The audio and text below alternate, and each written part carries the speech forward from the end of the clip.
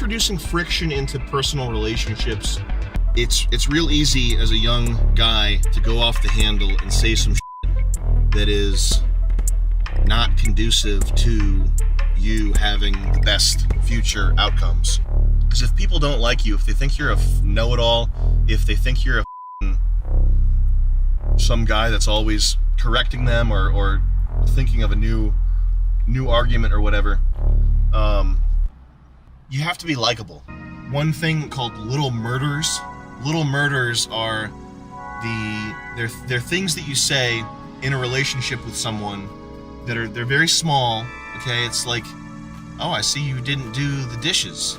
They're really small, but they're the type of things that will sit with someone for days, for weeks, for months.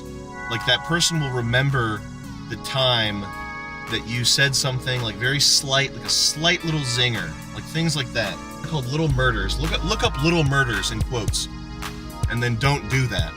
You don't want to be this type of person that's like taking a stand when it doesn't matter.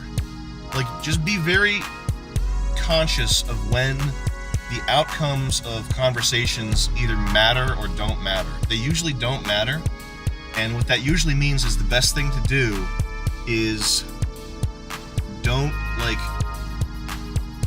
don't disagree with someone to the point that it becomes like a contest between you. Like, I had to do an awful lot of this early on with Nick, because Nick is like very finely attuned to people's social reaction. And when we first started working together 10 years ago, I was like an only child, very typical only child, know-it-all, like sort of domineering. My conversation style was like sandpaper. And I think selling cars is a good thing to do for like 6 months to a year. I think if you sell cars for 6 months and you just get used to talking to people in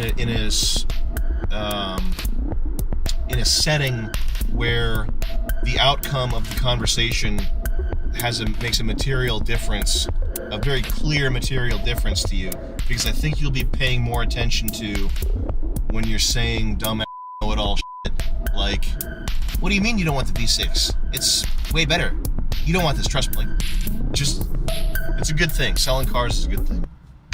For a lot of people who are smart, okay, you're so gifted, you're a precocious guy, you're so smart. For a lot of people who have this complex where they feel like they're above everyone else, which I had and probably still do have to some degree. And one thing that guys like us tend to do, or